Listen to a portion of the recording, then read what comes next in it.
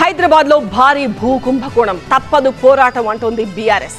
HILT పేరుతో విలువైన భూములను అడ్డం పెట్టుకుని లక్షల కోట్లు కొల్లగొట్టేందుకు ఇప్పటి ప్రభుత్వం సిద్ధమైందని ఆరోపిస్తున్న బీఆర్ఎస్ దీనిని అడ్డుకుంటామంటూ కార్యాచరణ ప్రకటించింది. దీనికోసం 8 బృందాలను కూడా ఏర్పాటు చేసింది. ఇంతకీ వాళ్ళు ఏం చేయబోతున్నారు? హిల్ట్ భూముల వ్యవహారంపై బీఆర్ఎస్ పోరుబాటుకు సిద్ధమైంది. రాష్ట్ర ప్రభుత్వం తీసుకొచ్చిన హిల్ట్ పాలసీతో కలిగే నష్టాన్ని ప్రజలకు వివరించేందుకు యాక్షన్ ప్లాన్ రెడీ చేసుకుంది. క్షేత్రస్థాయిలో వాస్తవాలను అధ్యయనం చేయడంతో పాటు ప్రజల అభిప్రాయాలను తెలుసుకునేలా హైదరాబాద్ చుట్టుపక్కల ఉన్న పారిశ్రామిక వాడల్ని 8 క్లస్టర్లుగా విభజించి 8 బృందాలను ఏర్పాటు చేసింది. మేరకు నేతలకు ఆ పార్టీ కార్యనిర్వాహక అధ్యక్షుడు కేటీఆర్ దిశానిర్దేశం చేశారు. బృందాలు బుధ గురువారాల్లో పారిశ్రామిక వాడల్లో పర్యటిస్తాయి.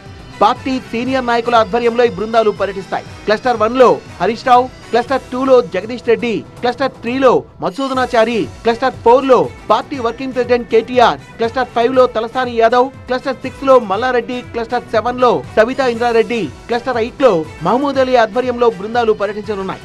స్థానిక నాయకుల్ని ప్రజల్ని కలుపుకొని వెళ్లి వాస్తవ మార్కెట్ విలువకు ప్రభుత్వం నిర్ణయించిన ధరకు ఉన్న భారీ వ్యత్యాసాన్ని ప్రజల ముందుంచనున్నారు. వీటితో పాటు అది పారిశ్రామిక వాడల ద్వారా ప్రజా ఉపయోగ కార్యక్రమాలు ఏమేం చేయొచ్చు, అది స్థానిక ప్రజల సుదీర్ఘకాల డిమాండ్లను ఆకాంక్షల్ని కూడా పార్టీ నేతలు తెలుసుకోనున్నారు. గత ప్రభుత్వాలు పరిశ్రమల స్థాపన కోసం, ఉపాధి కల్పన కోసం అతి తక్కువ ధరకే కేటాయించిన భూముల్ని ఇప్పుడు మల్టీ యూజ్ జోన్ పేరుతో రియల్ ఎస్టేట్ వ్యాపారానికి మారుస్తున్నారని ఆరోపించారు కేటీఆర్. సుమారు 9,300 ఎకరాల భూముల్ని మార్కెట్ విలువ కంటే అతి తక్కువకు కేవలం SRO రేటులో 30% రెగ్యులరైజ్ చేసి సుమారుగా 5 లక్షల కోట్ల ప్రజాధనాన్ని కొల్లగొట్టేందుకు ప్లాన్ చేస్తున్నారని కేటీఆర్ ఆరోపించారు.